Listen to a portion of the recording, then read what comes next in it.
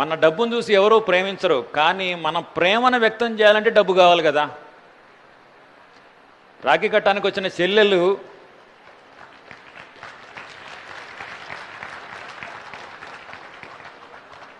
రాఖీ కట్టడానికి వస్తే మనం కానుక ఇస్తే అమ్మాయి కంటే మనం ఎక్కువ సంతోషపడతాం. ఎందుకంటే ప్రేమను వ్యక్తం చేయడానికి డబ్బు కావాలి. జనారణ్యంలో బతకాలంటే డబ్బు కావాలి. కాబట్టి ఈ మనీ లెక్కలు కంపల్సరీ, తప్పించుకోలేని నో చాయిస్ క్వశ్చన్స్ ఇవన్నీ కూడా. కాబట్టి జాగ్రత్తగా ఫాలో కావండి. చాలా ఈజీ కూడా. హౌసింగ్ లోన్లో ఇంట్రెస్ట్ 0. ఎలా అంటే హౌసింగ్ లోన్ ఇంట్రెస్ట్ ఎంత తెలుసా? 11%. ఓకే, 11%. 10-11 మధ్యలో ఉంటుంది. ఓకే, 11% అంటే ఇవాళ 100 రూపీస్ మనం లోన్ తీసుకుంటే 111 రూపీస్ మనకు సంవత్సరం తర్వాత పేమెంట్ చేయాలి, రైట్? అయితే 11 రూపీస్ ఇంట్రెస్ట్ బర్డెన్ మనకి. కానీ మనీ వాల్యూ ప్రతి సంవత్సరం పడిపోతూ ఉంది కదా, ధరలు పెరుగుతూ ఉన్నాయి. ధరలు పెరుగుతూ ఉన్నప్పుడు ఇవాళ 100 రూపీస్ నెక్స్ట్ ఇయర్ 108 రూపీస్కి సమానం. ఇన్ఫ్లేషన్ యావరేజ్లో 8% ఉంటుంది. ఇన్ఫ్లేషన్ యావరేజ్గా 8% ఉంటుంది. అంటే ఇవాళ 100 రూపాయలకు దొరికే వస్తువు 1 ఇయర్ తర్వాత 108 రూపీస్ కానీ దొరకట్లేదు. దయచేసి జాగ్రత్తగా ఫాలో అవ్వండి. నేను ఇప్పుడు కంప్యూటర్ పని చేయట్లేదు కాబట్టి నేను నోడుతోనే చెప్తున్నాను లెక్కలు. మనం హౌసింగ్ లోన్ తీసుకుంటే 1 ఇయర్ తర్వాత 111 రూపీస్ కడుతున్నాం కదా, కానీ అప్పటికి ఈ 100 రూపాయల విలువ 108 రూపీస్ అవుతోంది. సో మన జేబులోంచి కట్టేది ఎంత? 3 రూపీస్, రైట్? తర్వాత హౌసింగ్ లోన్ తీసుకుంటే 1.5 lakh వరకు ఇంట్రెస్ట్ మీద ఇన్కమ్ ట్యాక్స్ లేదు. 1 lakh అసలు రీపేమెంట్ మీద కూడా ఇన్కమ్ ట్యాక్స్ కట్టక్కర్లా. సో హౌసింగ్ లోన్ తీసుకుంటే 2.5 లక్షల మీద ఇన్కమ్ ట్యాక్స్ కట్టక్కర్లా.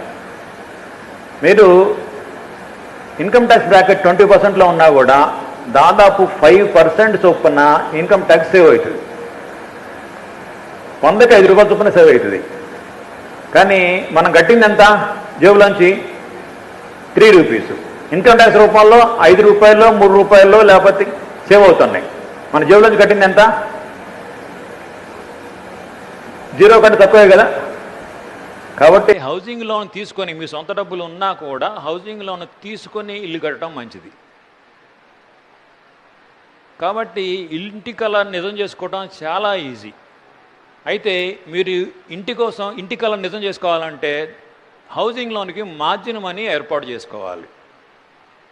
సొంత ఇల్లు కావాలనుకుంటే మీరు ఆదాయం మొదలు కాగానే హౌసింగ్ లోన్ మార్జిన్ మనీ కోసం కొంత చొప్పున నెల రికరింగ్ డిపాజిట్ లాంటివి ఒక క్రమ పద్ధతిలో సేవింగ్స్ చేయడం మొదలుపెట్టండి. 4-5 లక్షల్లో మీ మార్జిన్ మనీ తయారైతే 10 లక్షలు 15 లక్షలు బ్యాంకులో లోన్ తీసుకుంటే మీ ఇంటి కల నిజం కావడం చాలా ఈజీ. అలాగే housing loan is a all in one loan. ఎలా అంటే నేను కోదాళ్ళు ఇల్లు కొన్నా, 16 లక్షలు అయింది 2006. ఇప్పుడు దాని వాల్యూ 50 లక్షలు. నేను ప్రాంప్ట్గా కడుతున్నా. మా అబ్బాయికి ఎడ్యుకేషన్ లోన్ కావాలంటే అదే ఇంటిని సెక్యూరిటీ కింద పెట్టుకొని బ్యాంకు లోన్ ఇస్తారు కదా. సో పర్సనల్ లోన్ కావాలన్నా ఎడ్యుకేషన్ లోన్ కావాలన్నా కూడా హౌసింగ్ లోన్ ప్రాంప్ట్గా రీపేమెంట్ చేసే వాళ్ళకి బ్యాంకులు లోన్లు ఇస్తూనే పోతాయి. ఎందుకంటే ప్రాంప్ట్ రీపేమెంట్ చేసేవాడే వివిఐపి కస్టమర్ బ్యాంకు వాళ్ళకి. So housing loan is a all in one loan. 2004లో ఈనాడులో ఇంటి రుణం ఇల్లే తీరుస్తుందని ఒక ఆర్టికల్ రాశా. ఇంటి రుణం ఇల్లే తీరుస్తుంది. 2006లో నేను 16 లక్షలు పెట్టి కోదాళ్ళు ఇల్లు కొన్నా. నా 12 లక్షలు పెట్టి నేను లోన్ తీసుకున్నా. 4 లక్షలు నా సేవింగ్స్. నా ఇన్స్టాల్మెంట్ 12,000, కానీ నాకు వచ్చిన రెంట్ 8,000. నేను జేబులోంచి కట్టింది ఎంత? 4,000. 4,000లో 1,000 రూపాయలు ఇన్కమ్ ట్యాక్స్ రూపంలో మిగిలింది. నేను కట్టింది 3,000. ఇప్పుడు నాకు నా రెంటల్ వాల్యూ 13,000. నేను కట్టేది ఏముంది? నా ఇంటి రుణం ఇల్లు తీరుస్తుంది కదా. అంటే ఈ లెక్కలు మనకేంటంటే మీరు న్యూస్ పేపర్ తీయగానే స్పోర్ట్స్ పేజీ సినిమా పేజీ చూసినంత ఈజీగా ఈ సేవింగ్స్ పేజీ బిజినెస్ పేజీ చూస్తారా మీరు? ఏది అవసరం? మనీ పేజ్ అవసరం కదా.